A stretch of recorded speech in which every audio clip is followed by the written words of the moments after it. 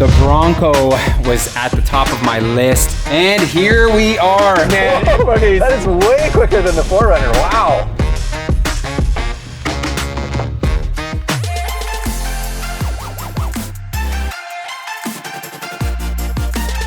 As some of you may or may not know, I owned a 2014 Toyota 4Runner that we did a full build series on. There will be a link in the top right corner to that.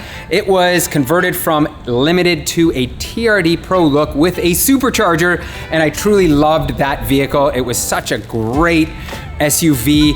However, the time had come to move on because rust was starting to set in. Those vehicles have huge rust problems, especially up in the Salt Belt where we are at.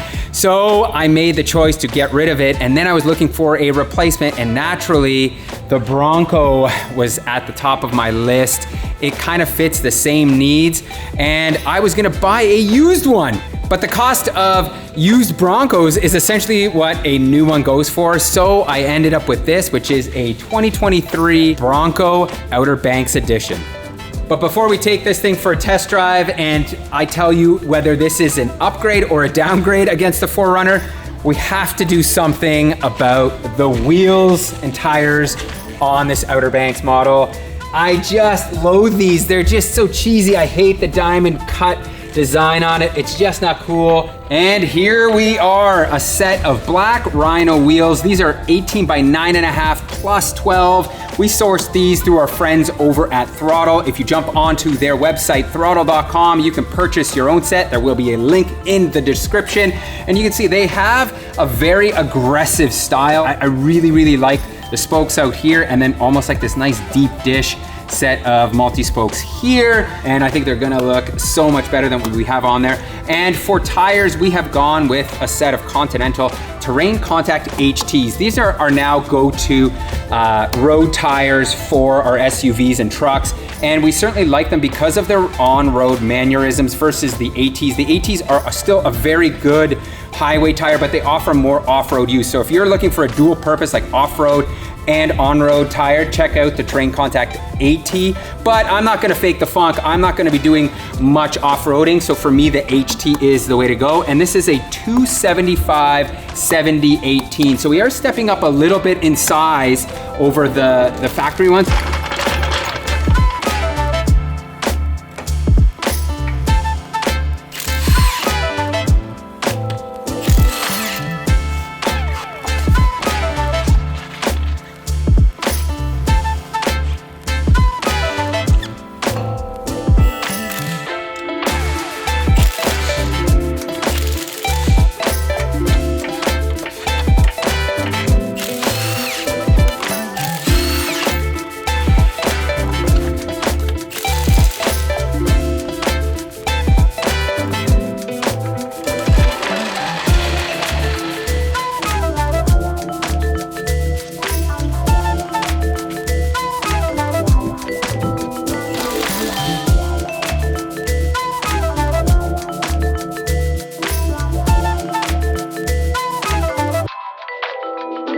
Yeah.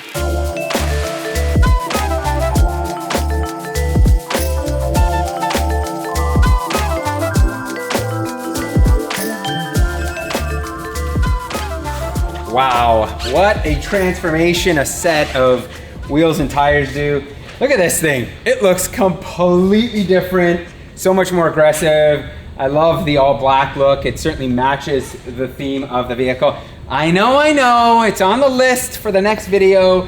I have to get a set of black lug nuts. The OEM ones just don't do these wheels justice.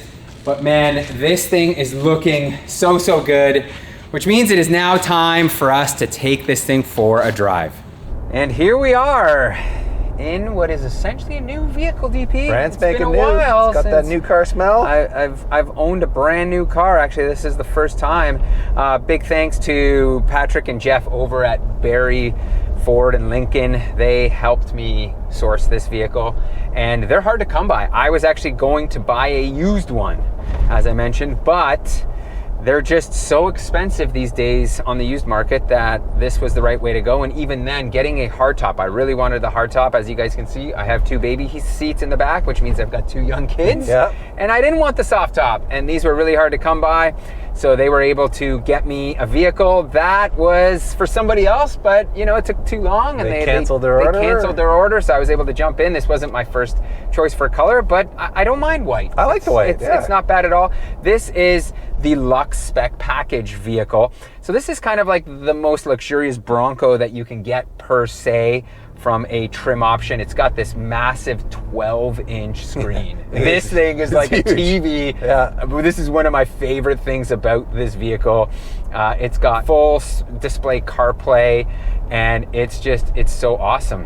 This one doesn't have the leather seats, which I actually like. Yeah. I love cloth. No, these are really nice. It's really, really good. It's got a Bang & Olufsen stereo system with a big sub in the back. It's got speakers up in the corners here. This vehicle is completely modular, which means I can remove the doors. We can take off the hardtop. Yeah. You can turn this thing into, you know, a beach cruiser very quickly.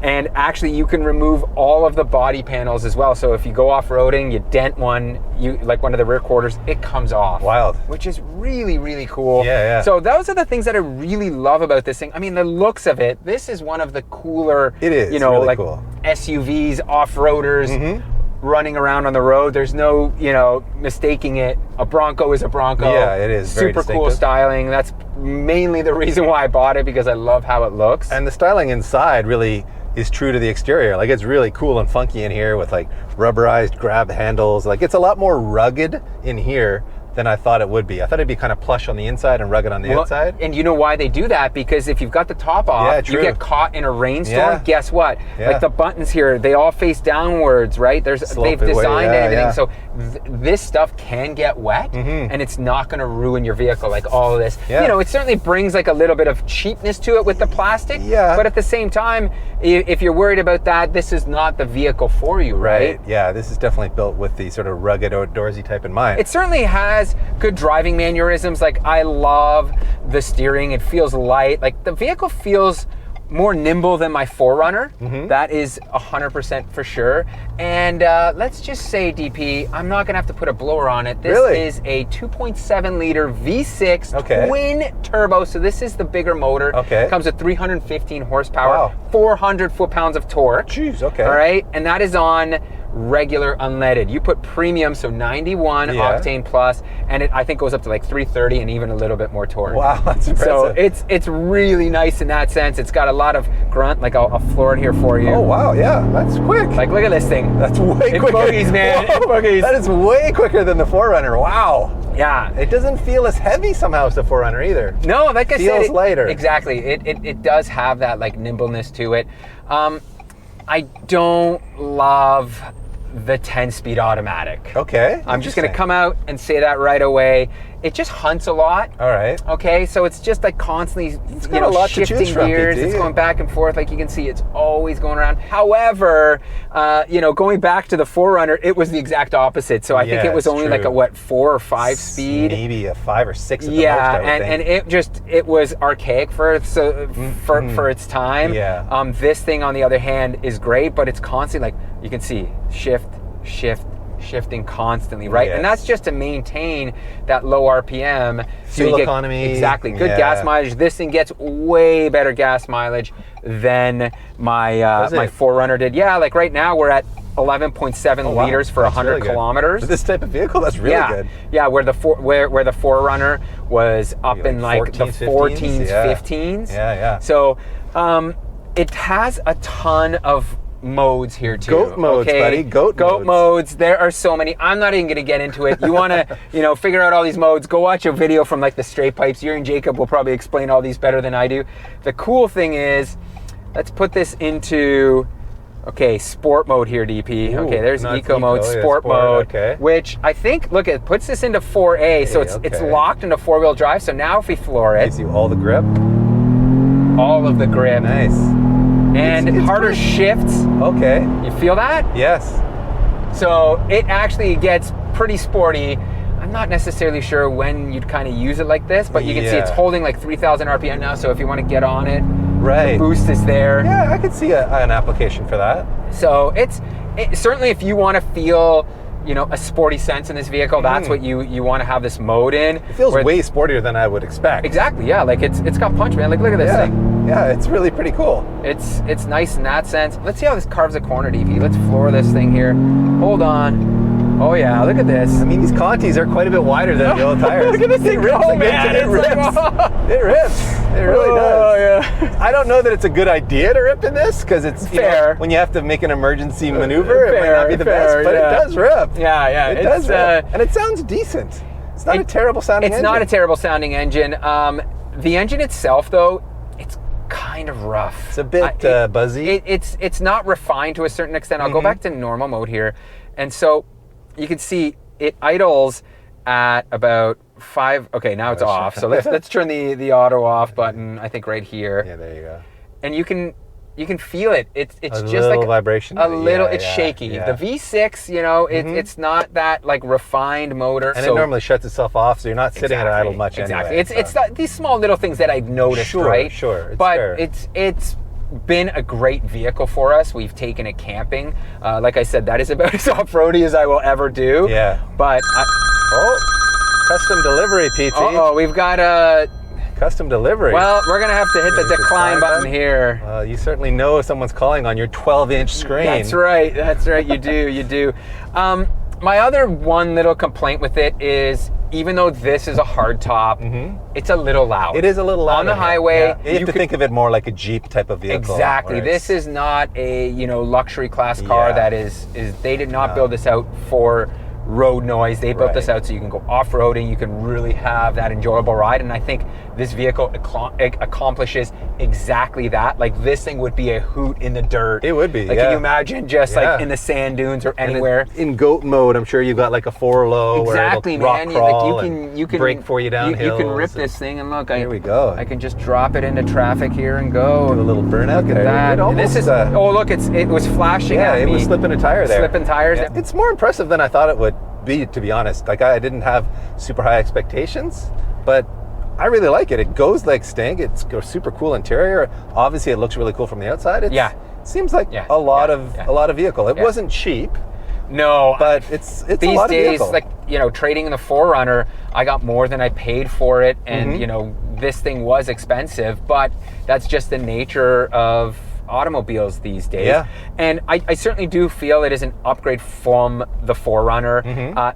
That thing was archaic in the drivetrain. The powertrain, the way it drove sometimes too. It was more, just narrower feeling, more top-heavy feeling. Yeah. It kind of had more sway to it, where this, being a newer vehicle designed from the ground up, has that newer suspension geometry and the qualities. So that way it is. But, as a person that just spends a lot of time on the highway, the road noise is a bit of a downgrade in that sense, right? There are compromises, but like, ultimately, I love the way this thing looks.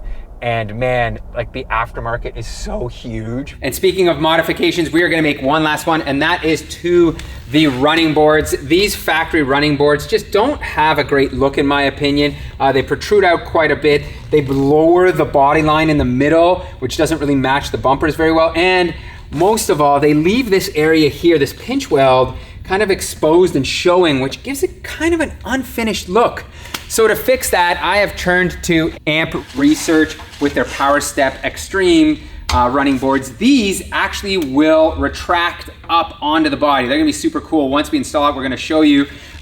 This company though, everything is made in the USA. The brackets themselves are super high quality. Like, feel this. Oh, it's just so nice. They use Bosch motors. They offer a 5-year, 60,000 mile warranty for this as well.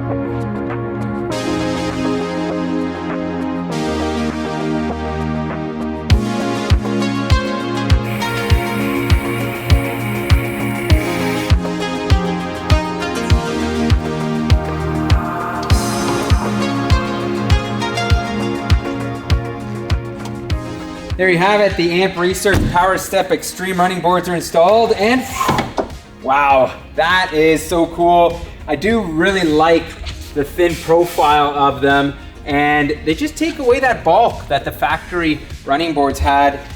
The install took about, 5 hours. It certainly was longer than expected. And the really cool thing I think about this is, now you can see these are pretty low. My kids, my 4-year-old daughter, will be able to get into this vehicle much easier than she has been. So it's kind of perfect for kids, or your wife that complains about smashing into running boards. Now she's not gonna do that. It's just gonna do this and then tuck away. You can see we've got some nice little LED lights we also want installed there. So really nice bolt-on kit. I certainly do like it a lot. All right, guys, that is gonna be a wrap on this episode. Certainly post in the comments, let me know what you would like to see in the next video as to what we should be doing to the Bronco. I'm gonna leave you with a little bit of a teaser as to what is coming. This is from Advanced Fiberglass Concept, and this is one of the modular pieces that you can bolt onto here. You can see this is going to replace the factory fender flare, which I don't like at all. It's very chunky, kind of like an afterthought where these mold into it, and the company that makes these are like superb fitment. They are cut by machine. It is just a stunning piece of fiberglass, you can see.